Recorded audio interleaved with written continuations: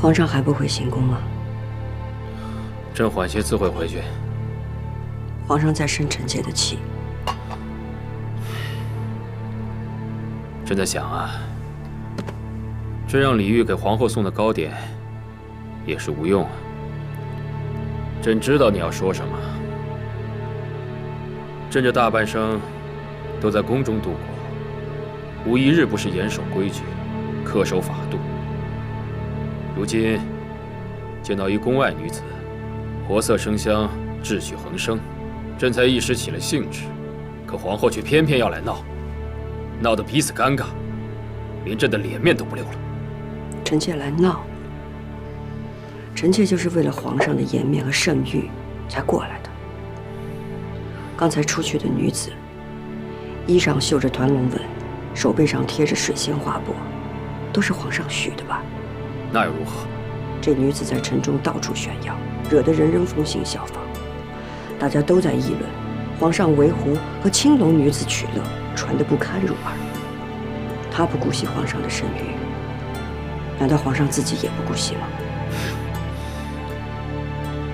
纵使如此，朕是天子，专心国事数十载，朕一刻的松快都不能有了吗？皇上不懈于志，才谋定如今的盛世江山，数次南巡，也是为了留下和圣祖皇帝一样的盛名，垂范天下。为了一时的松快，毁了数十年的声誉，值得吗？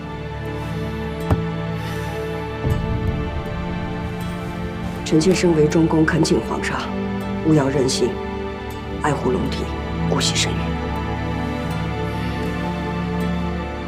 你以中宫之名恳求朕，朕就以天子之名告诉你，不可以顶撞朕、忤逆朕。如此咄咄逼人，不仅比不上孝宣皇后的贤德，连丽贵妃的柔顺都比不上。皇上不止一次拿孝贤皇后和臣妾相比，臣妾无以再辩。至于令贵妃，令贵妃奸贤妄为，和敬忠一起引诱皇上贪恋风尘，丝毫不顾皇上的圣誉。皇上觉得她这是柔顺，是，还拿她和臣妾相比。令贵妃明白朕的心思，她会讨朕高兴。你呢，就会扫朕的兴。朕就是要嘉奖她，厚赏她，怎么了？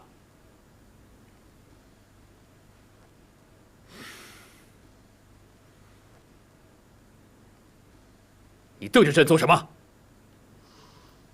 臣妾的眼前人已非彼时人，两两相望，唯余是往。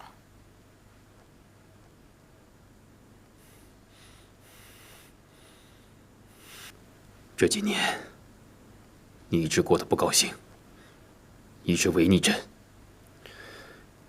如今看着朕的眼神，也都是寒气。朕很想知道，你对朕如此冷淡，是从心里面有了凌云彻开始，还是他死了之后啊？皇上，臣妾这一辈子只一心一意对过一个男子，那就是你。只可惜皇上已经不是当年的4阿哥弘历了。臣妾和弘历有过最美的从前，臣妾也曾经觉得，凭着少年相知相伴多年，总可以度过深宫中的种种艰险。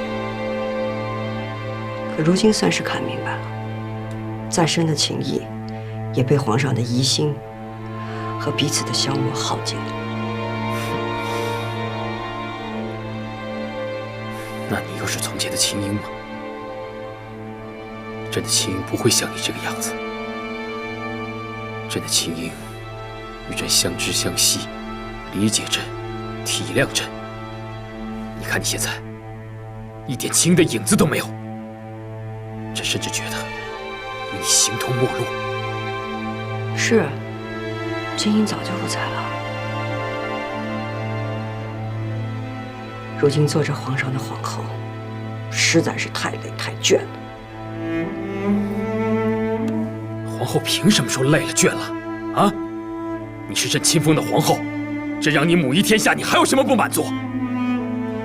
许多事睁一只眼闭一只眼便罢了，你却那么固执己见。你说朕，说你不如孝贤皇后，是，你是不如她。要是孝贤皇后在的话，绝不会像你如此。这个皇后是臣妾愿意当的吗？皇上既然又提起孝贤皇后，臣妾倒想说一说。孝贤皇后在世的时候，身为中宫，也算无可挑剔，对皇上百依百顺，从不忤逆。皇上不也对她不满，以至于她不能安心。然而孝贤皇后死后，皇上却对她百般追思，情深几许。可这里边又有几分情真？还是皇上想让旁人觉得，皇上是一个情深义重的人？你不止孝贤皇后，在这个宫里边，有哪一个女人可以在皇上身边真正安心的？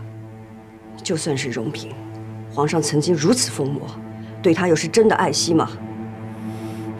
皇上就像您自己最爱的水仙花，临水自照，您只爱惜你自己。放肆！朕一直孤独地站在高处，朕治理国事日理万机，过的是宵衣干食。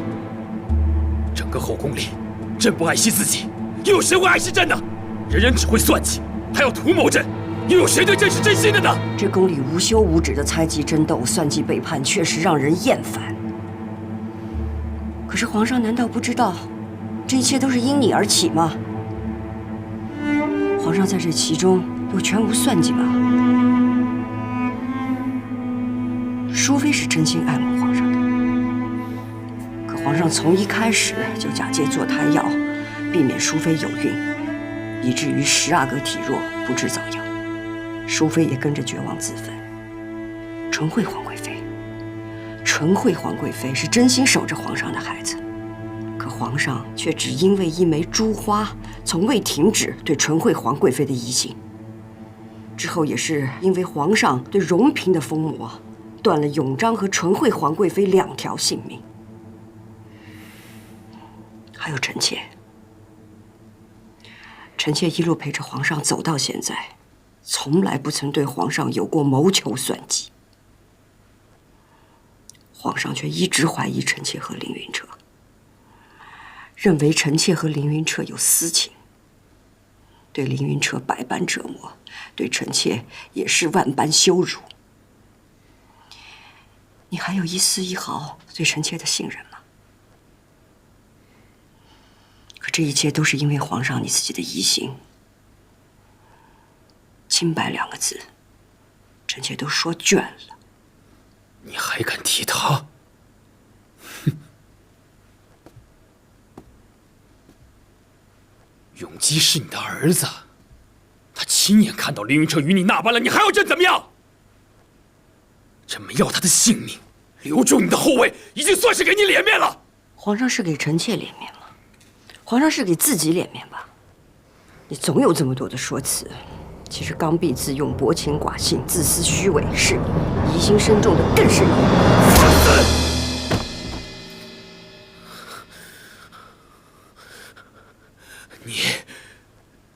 你藐视君上，失去了一个做臣妇的本分。与其看你如此疯魔，不如朕废了你！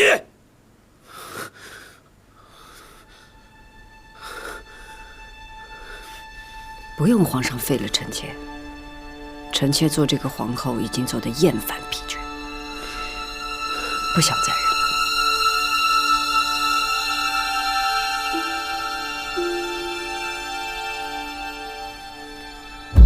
做什么？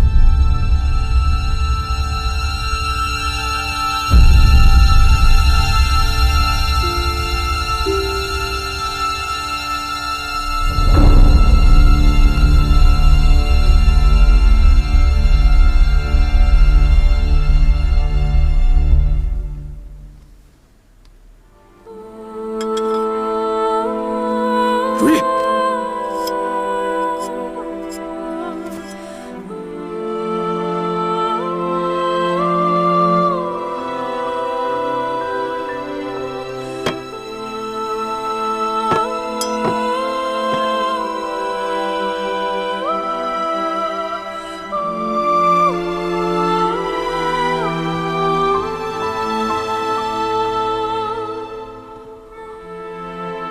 皇上与臣妾曾经结发为夫妻，如今臣妾断发为妻。给去了的青云和红莲。如意，你疯了！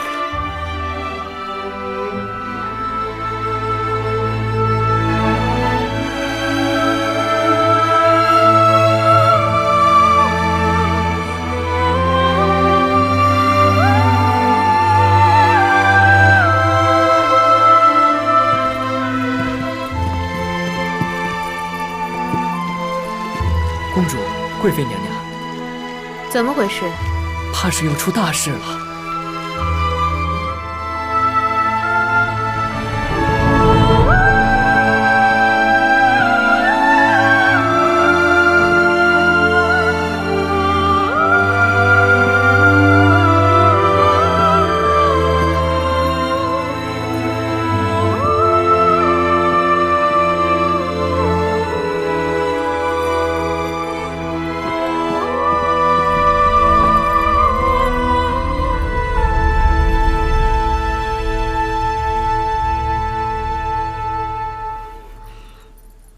皇阿玛，皇额娘怎么了？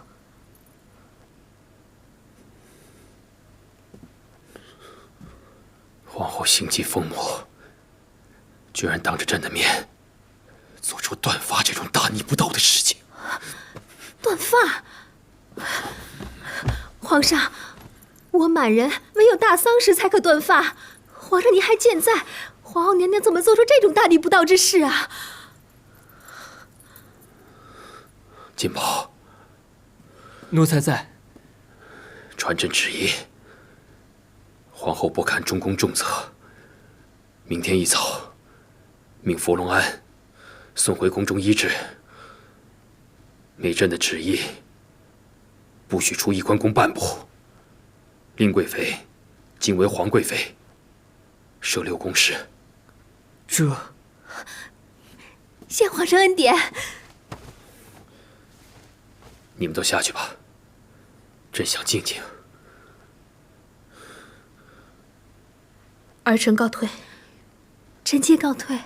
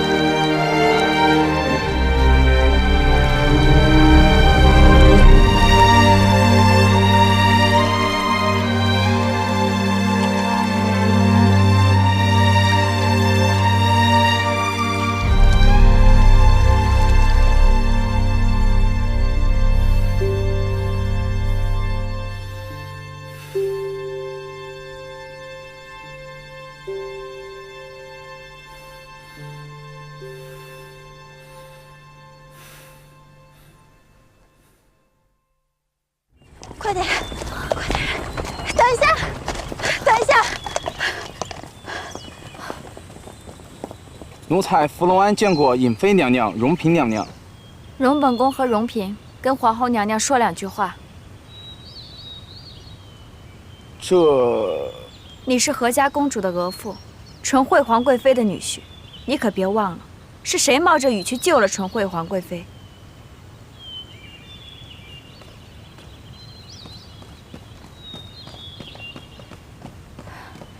皇后娘娘，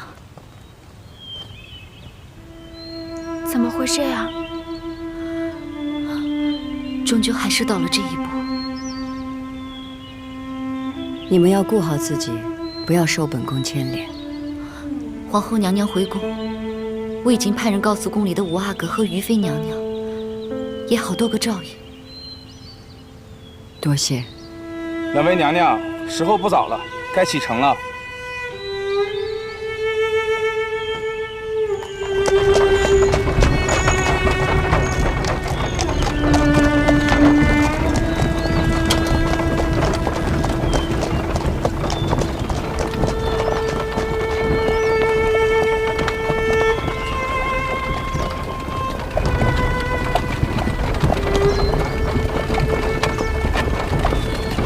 皇后早上还在礁石鸣琴用膳，晚上就风靡了。你打量着满宫里都是傻子呢。皇后一直没有失德之处，你突然送她回宫，旁人会如何揣测？朕已经给她体面了，说她回宫治病了。儿子奉皇娘巡幸江浙，承欢洽庆。却不想，皇后举止风靡，当着朕的面亲手断发，朕只好将她送回宫中。若皇后的行为再有乖违，朕就废除她皇后之位。皇后这么做，必定事出有因。你夜夜游湖之事，哀家不提，你就真当哀家不知道了吗？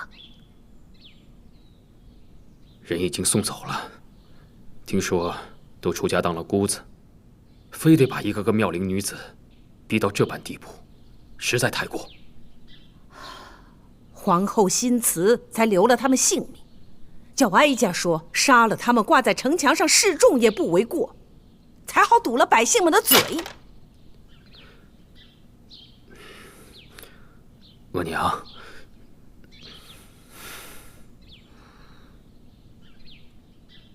皇额娘，你倒是天天叫，这么个叫法，哀家真是许久没有听到了。在儿子的心里，您永远是儿子的额娘。有皇帝这句话，哀家就敢说话了。皇帝，你是真的想废后？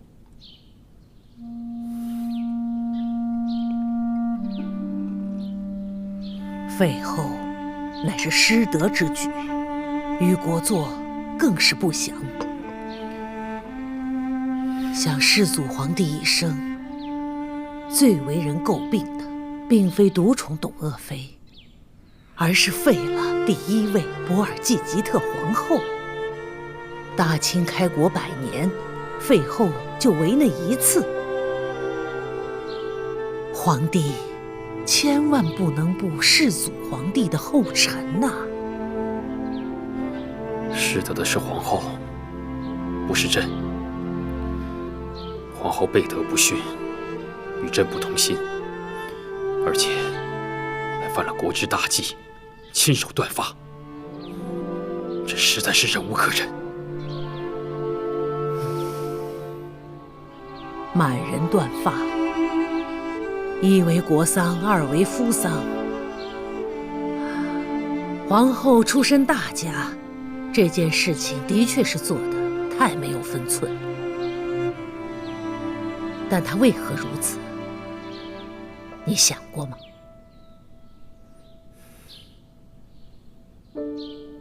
皇帝啊，你是逼皇后太甚了。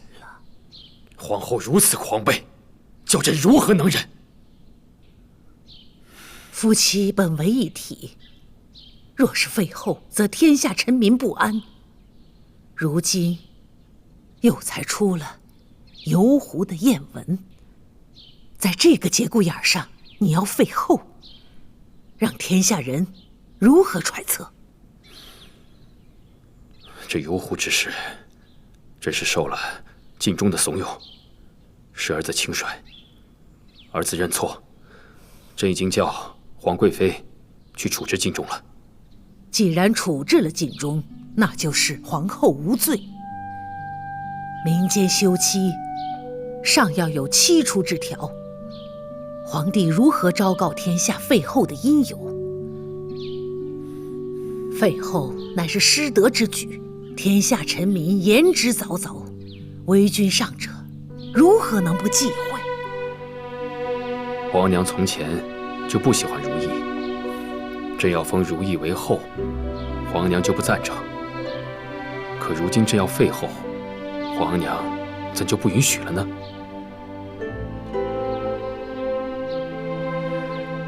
哀家以前的确是不喜欢如意，但那是因为她姑母景仁宫的缘故。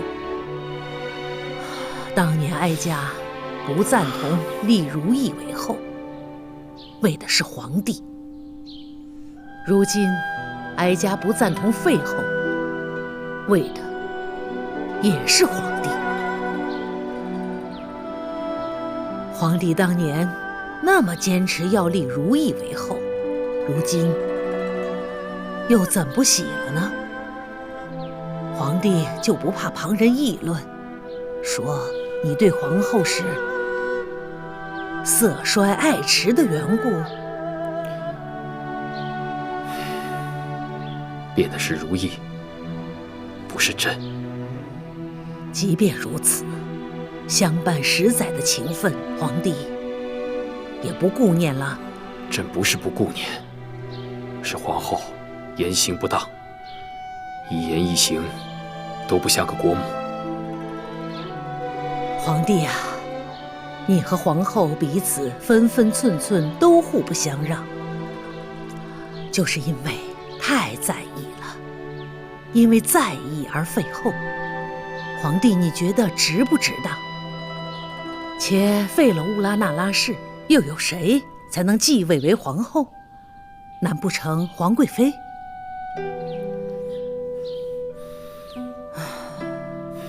皇帝啊，若说要像皇后，像妻子，莫过于孝贤皇后；若是像奴才，你宫里多的是那样的女子。哀家就怕你真正废弃了如意之后，会后悔，会发现你对她的在意，那时可就晚了，追悔莫及了。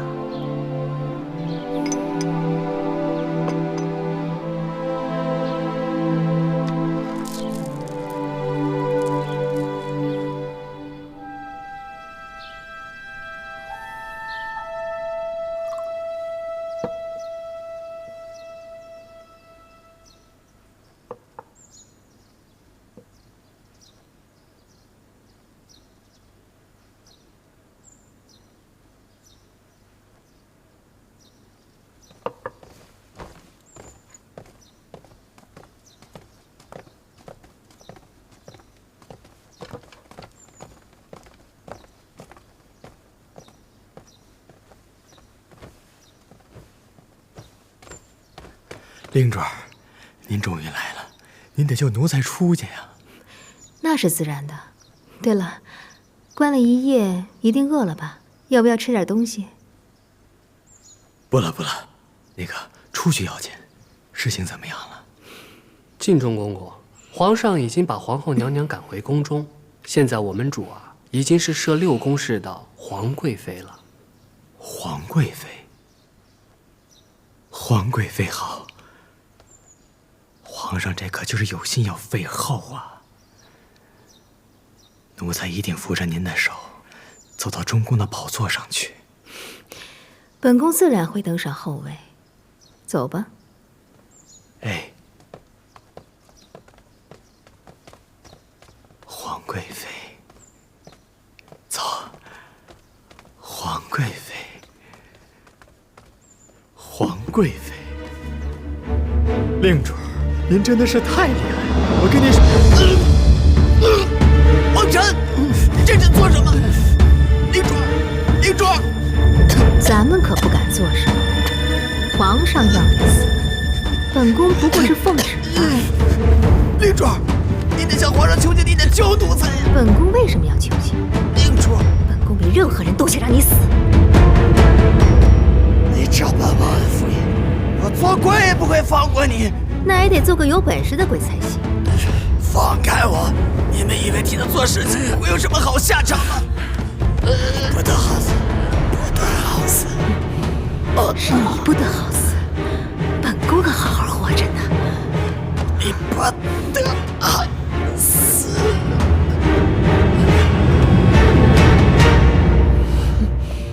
王禅，把话传出去，皇上接近烟花女子，都是禁中一人所为。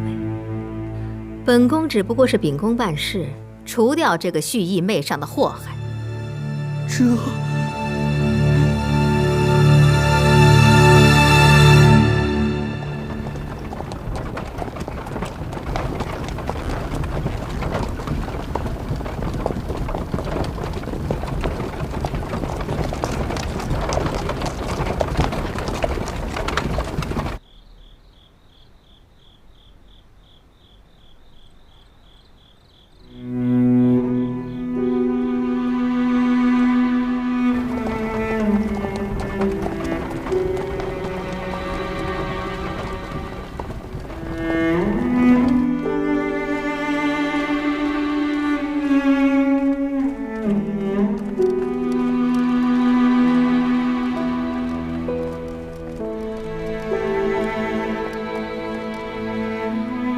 主儿，您别着急，皇后娘娘应该快到了。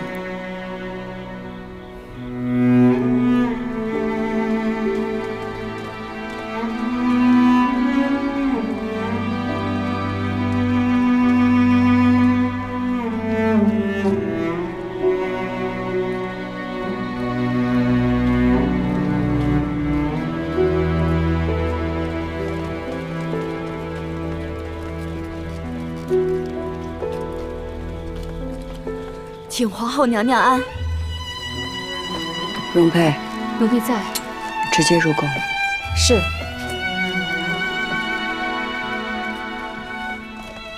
姐姐，姐姐，于妃娘娘，皇后娘娘已被禁足，您还是别跟着进去了。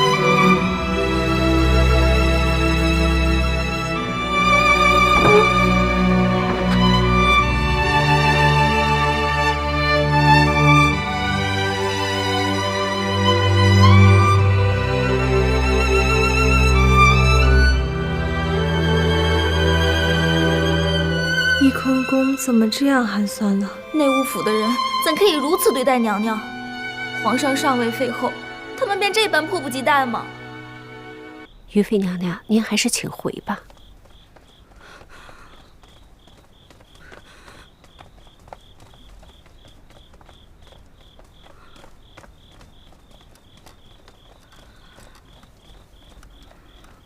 于妃娘娘，容佩。娘娘说了，烦请您照顾好12阿哥，让他不要多思忧心。还有5阿哥，有夫谷居的旧症，虽是小病痛也要上心，让姜太医得空帮他去看一看。本宫记下了。这个，娘娘嘱咐我，让我交给你。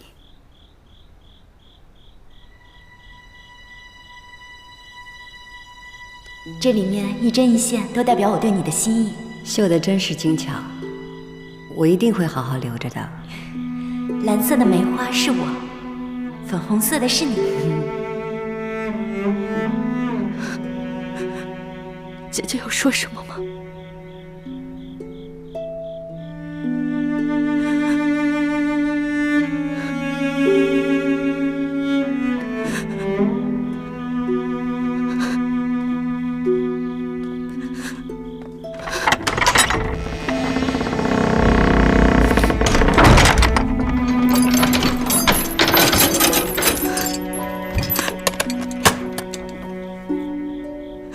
主儿，咱们等了那么长时间，皇后娘娘为什么不下轿？怎么不见您呢？还把香囊还给您，她是不是？姐姐是为我好，她不想连累我。但我知道，心里始终是惦记着我的。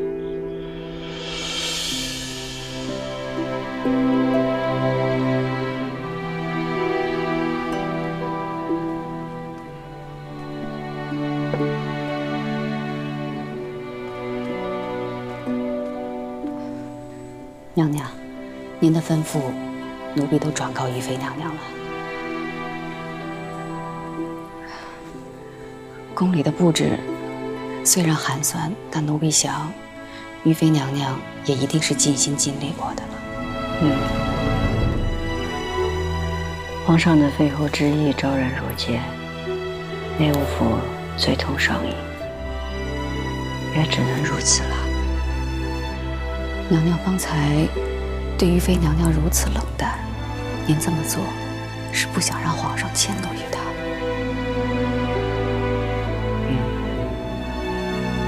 于妃娘娘会明白您的心意的。她会的。娘娘，这一路上舟车劳顿，奴婢伺候您早些安置吧。本宫想在这儿坐一坐，你们去收拾吧。是。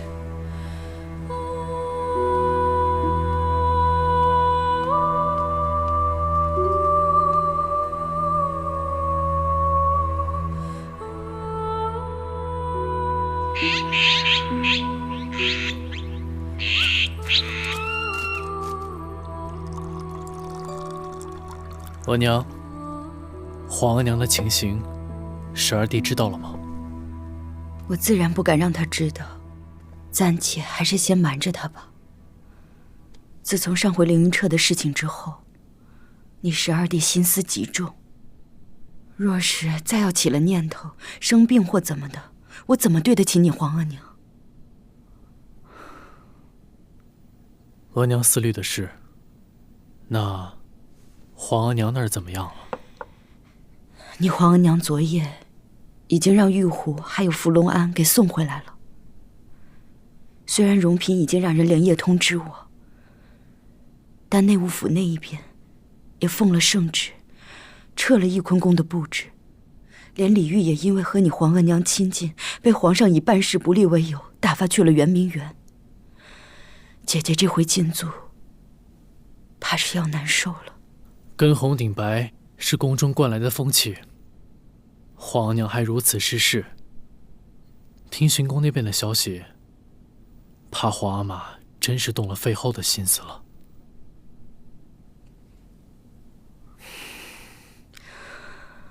那可怎么成呢？得想个法子。额娘别急，等皇阿玛回来，儿子自会好好相劝的。事关皇阿玛的声名和皇室的声誉，一定不能生出废后的事来。五哥，永基，于娘娘，五哥，皇阿玛是不是不要额娘了？永基来，你于娘娘在这儿呢，不会让这样的事发生的，啊！哎呀，别哭了。十二弟，皇阿玛不会不要皇额娘的。我们都在这儿呢。小磊子在。回头你吩咐太医给十二弟开些凝神的药。这。哟，五爷，您这是腹股剧又发作了，还是传教吧？些微小事，别让额娘知道了。这。额娘已经够心烦的了，我这点小病不算什么。五爷，你已经够要强了，既担着皇上吩咐的差事，又顾着后宫里的。要不等姜太医回来，让他给你仔细瞧一瞧。罢了，姜太医毕竟是皇额娘的人，多一事不如少一事吧。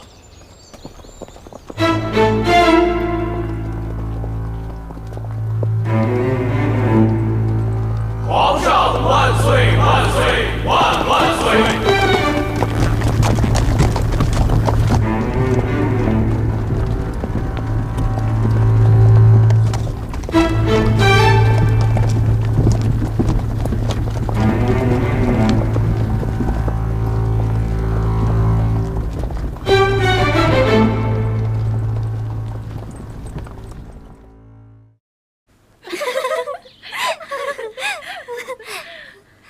皇后娘娘啊，现在真是失心疯了，才会那般顶撞皇上，居然还敢断发呢。要不是她作死，又怎么能显出皇贵妃娘娘的贤德呢？听说皇后娘娘的姑母就是被先帝关在自己宫里禁足到死，皇后娘娘如今难道是要走她姑母的老路吗？魁常在，皇后娘娘虽被皇上罚禁足思过，可你这话却也不能乱讲。嫔妾的话可能不妥，却也是实情。谁让他们乌拉那拉氏就是这个命呢？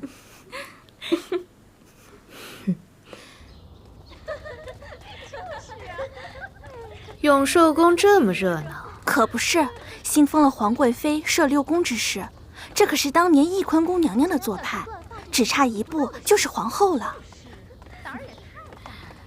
难怪人人都奉承永寿宫，也有好些人不服皇贵妃的。那是当然了，皇贵妃的出身做派，也就惹皇阿玛喜欢，有几个人是瞧得上她的？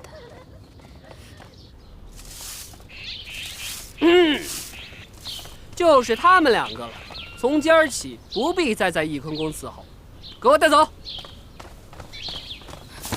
你干什么？松开！松开！我打前底就跟着皇后娘娘伺候，你算个什么东西？我三宝哪都不去。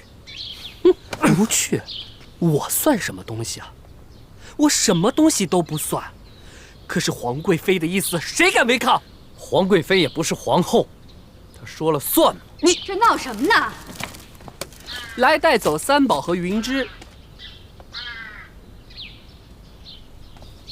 翊坤宫不能一个太监都没有，且我年龄大了，云芝跟灵芝得在这儿伺候着。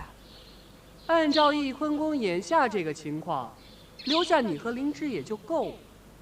且太监嘛，主子娘娘身边不老实的太监多了，凌云彻就是一个，还是走了的好。你胡说八道！打你个胡说八道！哎呦，干嘛呢？让你胡说八道！你敢打本宫？你就敢打了！我告诉你，这顿打是替皇贵妃教训你。皇上可说过，这宫里边不许再提凌云彻3个字。你竟敢违逆！我倒要看看皇贵妃怎么保你！那行，不说这个了，人我得带走。我告诉你，若是得罪了皇贵妃，翊坤宫的供业可就没那么周全了。你敢？没什么不敢的。皇上都不理翊坤宫了，后宫就是我们皇贵妃做主，你们且瞧着吧。荣姑姑，就当是为了娘娘，奴婢愿意出去，不叫娘娘为难。荣姑姑，我且出去，再做计较。就是，早这么识趣不就好了吗？主子娘娘静心思过，奴才啊就不打扰了。带走。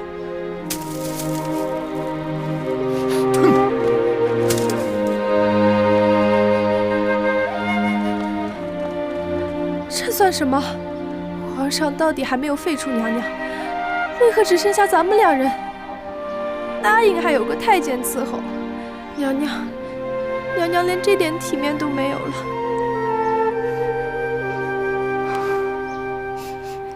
也好，三宝跟云芝出去，也能有个通风报信儿的，也不算太坏。好了，去准备点吃的吧，快去。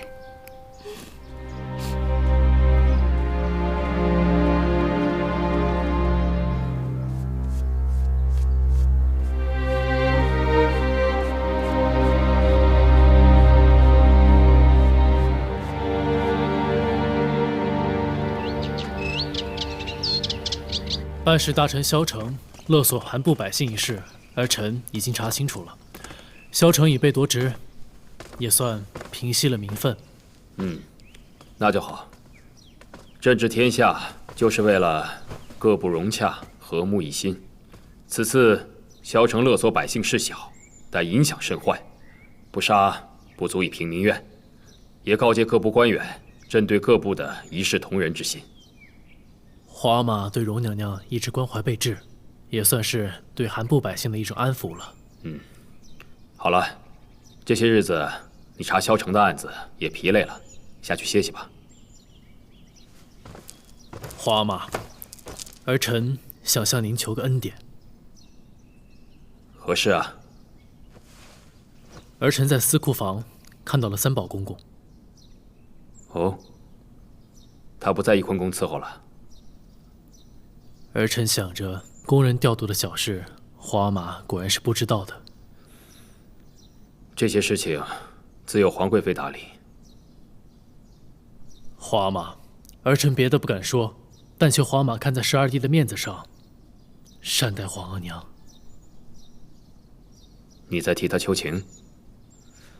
儿臣实在不忍看额娘忧心，12弟泪目，更不敢忘了皇额娘的养育之恩。永基还好吧？母不安，子何以安？额娘就算把12弟照顾得再好，可母子连心，12弟总是伤怀。可怜他这般年纪，总是这般愁苦。朕知道了。永琪，你是朕的皇子中年纪最长的，在外头办好你的差事，后宫的事情别多问。是。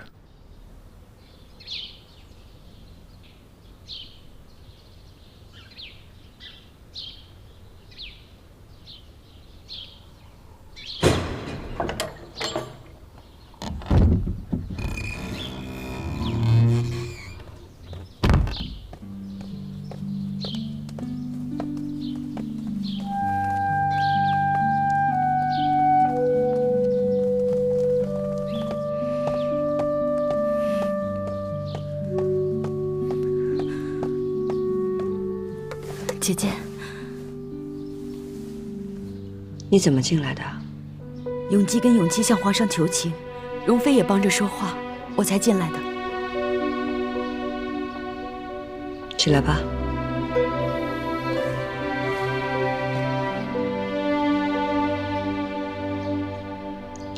永基和永琪都还好吗？他们都好，永基也很想见姐姐。我如今这个处境，就别让他来了吧，免得他见了心思更重。12阿哥在外头有我，姐姐大可以放心。近日太后也常见12阿哥，待12阿哥很好。太后能顾恋永基，我也就安心些。永琪呢？永琪的伤如何了？永琪这几日帮着皇上处理政务，日夜繁忙。我问他复古居的事，他总是说小事，还嫌我忧心太过。这也难免，永琪大了，也娶妻生子了。但是生子的事儿还是不能大意的。是。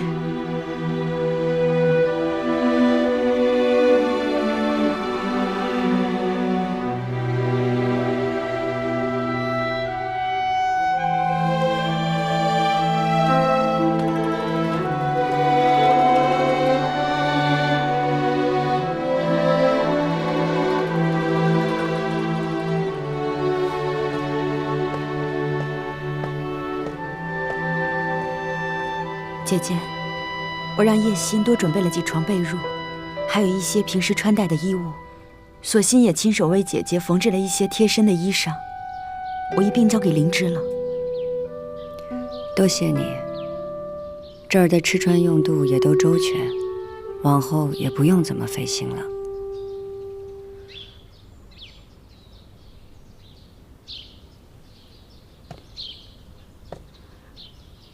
姐姐，我知道因为那件事，你对我有一些生分。可是当日你让容佩把那个香囊交给我，我便知道姐姐不是全然不理我的，姐姐是怕我受了牵连，所以……你既然懂得，还偏要进来，如今姐姐这般处境，我不进来看你一眼，我怎么能安心呢？姐姐，我不怕受牵连，我只怕跟姐姐隔心。凌云车那事儿，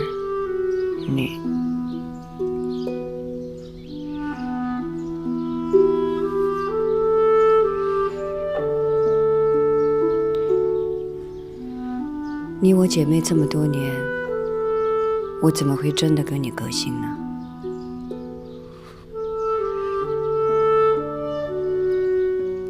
算了，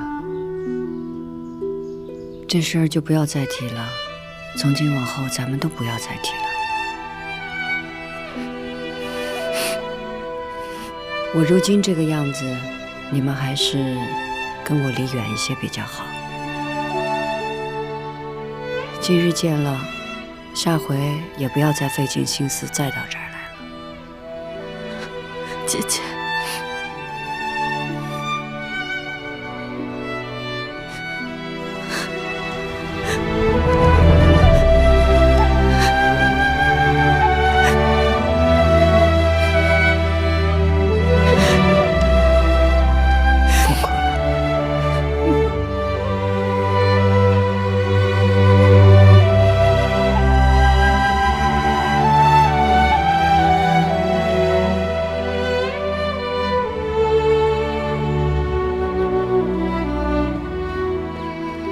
来了，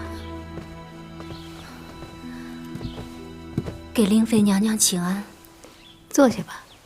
谢娘娘。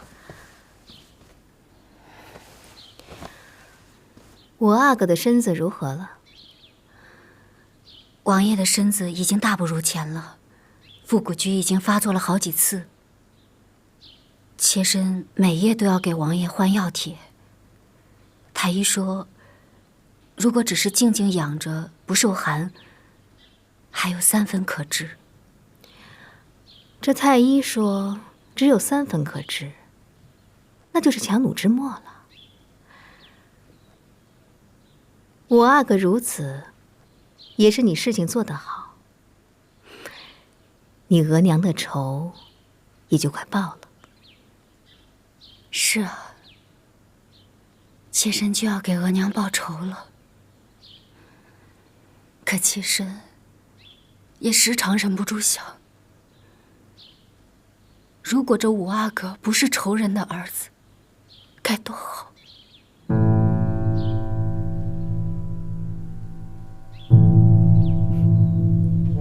怎么，对五阿哥动了真心啊？是五阿哥对妾身实在是太好了。世间任何一个女子，倘若能得五阿哥此般真情，那真是3生有幸。可妾身却对王爷的情谊无以为报。本宫知道，每个女人都期盼在这世间能遇到有情之人，然后两情相依，相守到老。可这份幸运啊，不是人人都能有的。云娇，你的时日不多呀。你曾跟本宫说过，你额娘是世上最好的额娘，你要为她报仇尽孝。本宫只问你，你还是不是这样想的？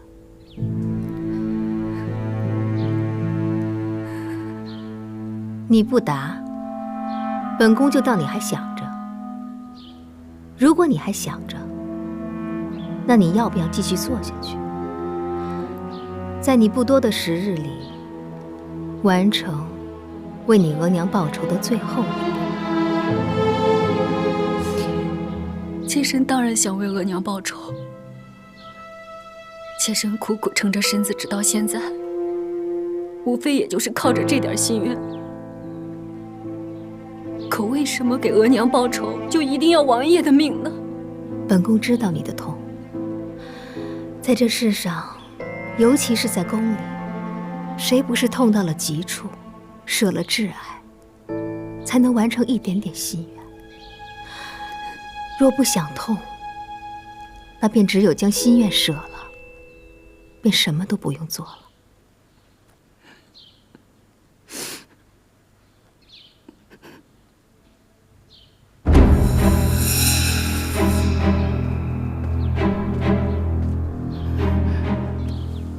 这是春蝉帮你弄来的，只要一点点，撒在吴阿哥的伤处，不出几日，他就会毒气溃发而亡。这粉不会有任何人能察觉。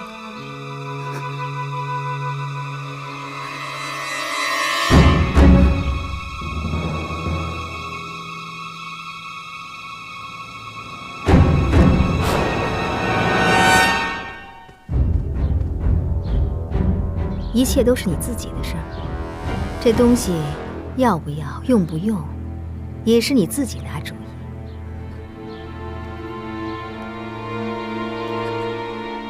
难道妾身能盼的，就真的只有跟王爷的来世了吗？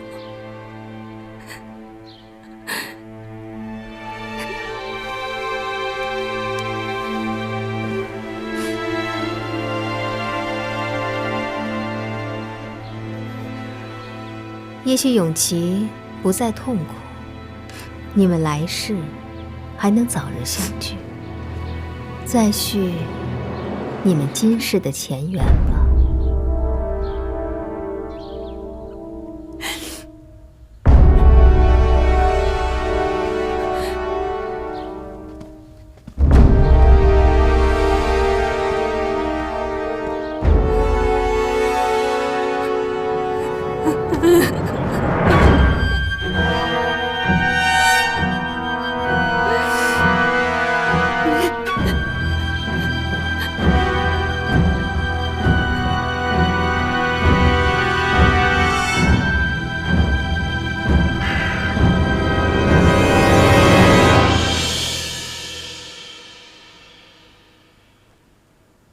你的皇后凤冠呐，你记不记得我跟你说过，乌拉那拉氏再也不能出第二个弃妇了。姑母，我一直想要问问您，您身在宫中，有哪一天是平安喜乐的吗？我的确未曾一日欢喜，可是在这儿，欢喜从来就是不重要的事。重要的是，既然不曾欢喜，为何逼迫自己？皇上和我都已经不是彼此心中的那个人了，放手了不是更好吗？可你是乌拉那拉氏的女人，要誓死捍卫皇后的地位，延续家族的荣耀。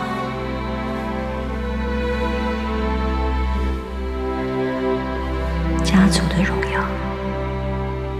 乌拉那拉氏的女人，好像世世代代都被这几个字拖住了。姑母啊，我不想如您一般深陷执念，不得解脱。我还希望乌拉那拉氏的女人不要再进入深宫。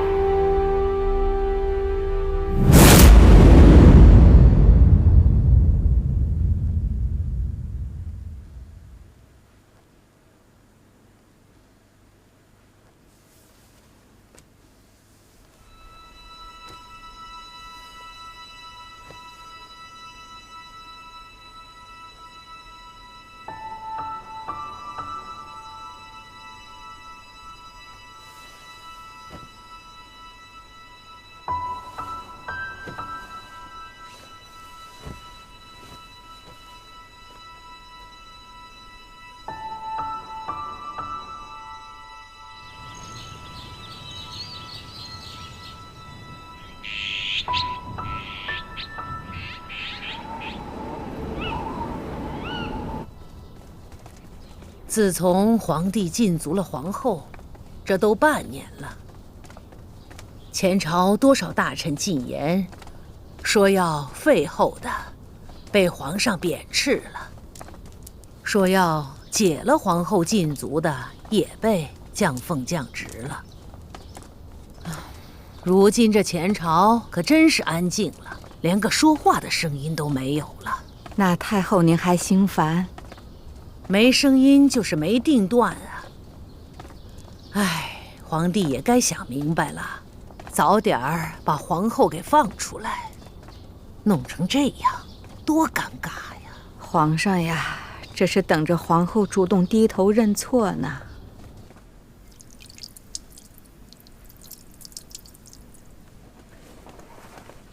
娘娘又在看绿梅，时候不早了，奴婢伺候您早些安置吧。睡不着。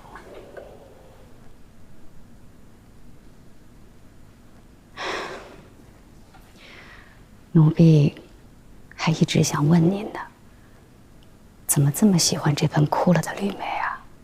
听说您是从延禧宫一直带到翊坤宫来的，枯了这么多年都舍不得扔。你没有见过它开花的样子。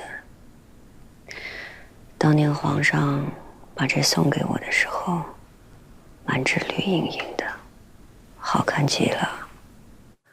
人还未到江南呢，绿梅却先到了。皇上记得我喜欢苏杭的绿梅。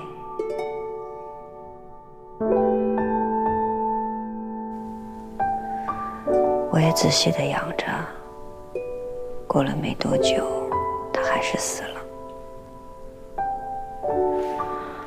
这南方的绿梅到了北方，还是水土不服的。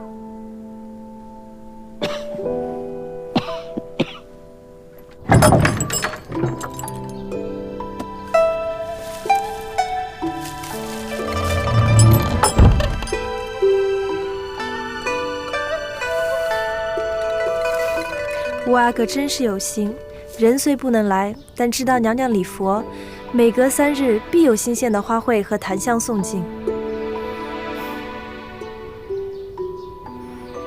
可娘娘现在最缺的不是这个，给我吧。这檀香的味儿这么纯，永琪送的吧？是啊，可是你想说什么？娘娘，奴婢是想，五阿哥一直送香花和檀香来，足以说明他能够照顾咱们的日常。可是他只送鲜花和檀香，是想让娘娘潜心礼佛，也让皇上知道他的态度。如此折中的方式，两全其美。是两全其美，既全了些他微小心，可是也让皇上知道他力赞娘娘静心思过。容妃，你糊涂了。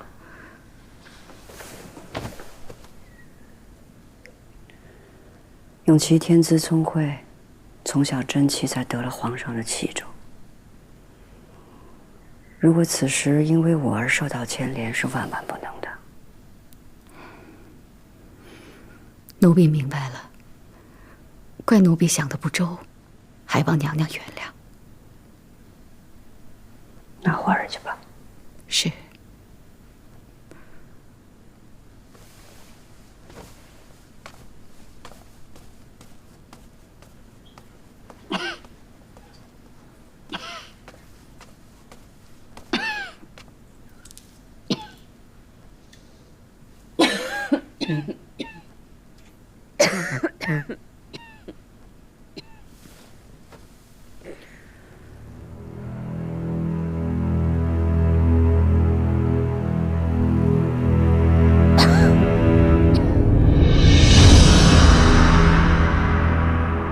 朕诸皇子之中，皇五子永琪最贤，今日特晋为亲王，封号为荣。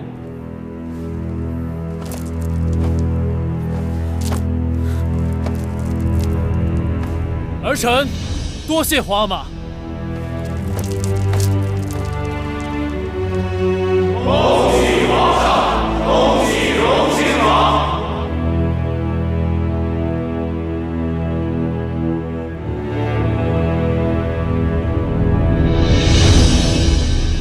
皇娘，东北进了一批皮子，皇娘怕冷，选几件好的做冬衣吧。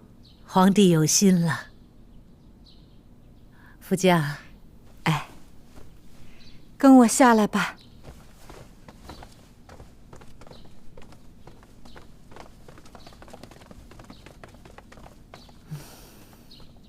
皇帝，天儿冷了，这翊坤宫的供应还足吗？应该不差。到底夫妻一场，哀家替你做主，给翊坤宫送一些过冬的器物去。皇娘做主便是。永基到底也是中宫所出，你进了永琪为亲王，对永基无所表示，这也说不过去吧？皇娘，永琪还小，无谓那些虚名荣宠。再说了，永琪封为亲王，也确实是因为他出类拔萃。皇帝可是有立储之心。故我诸子，唯有永琪出色些，儿子也别无选择。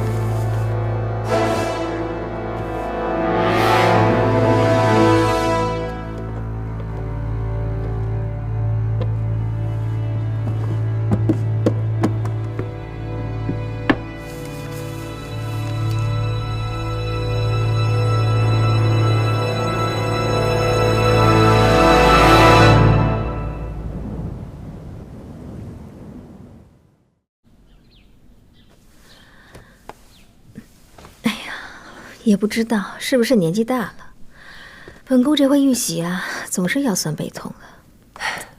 生儿育女啊，是辛苦的，可这宫中若论起儿女双全的福气来，谁又比得上主您呢？本宫年过40还能遇喜，也算是福气。但能生又如何呀？顶不上于妃那一个，皇子中独一份的亲王。这先帝在时也未立太子，只封了皇上为宝亲王。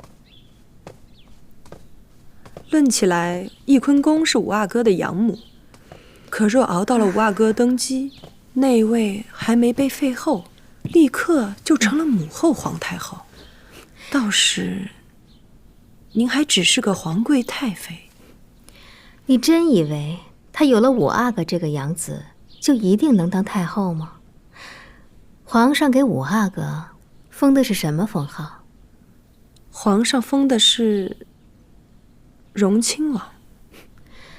荣亲王，世祖皇帝的孝献皇后董鄂氏生下的4阿哥备受荣宠，世祖皇帝一意欲立他为太子，封的就是荣亲王。奴婢想起来了。那个孩子在受封荣亲王不久之后，便夭折了。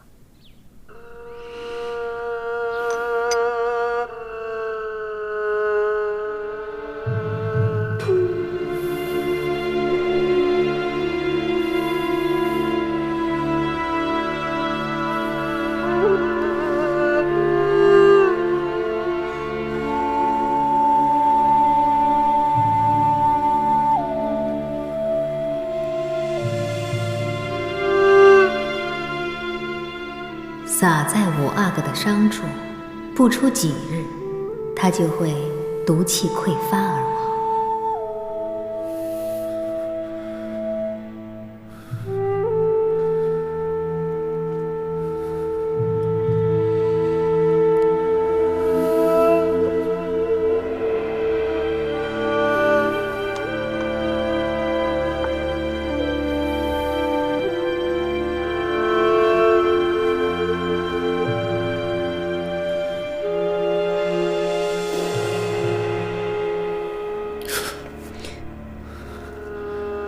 云娇，王爷，你怎么不睡啊？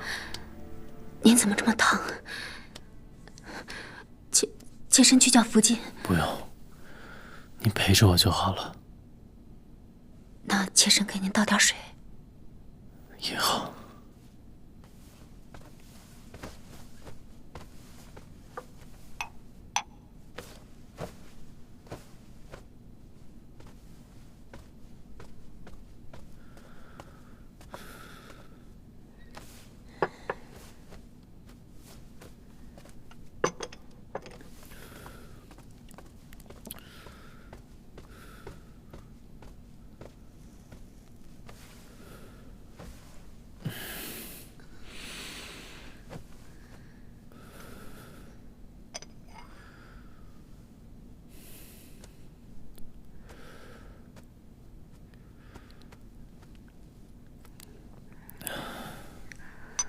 还要吗？不用了。妾身去给您拿点吃的。不用，陪着我就好了。是不是腿又疼了？不要紧的。来。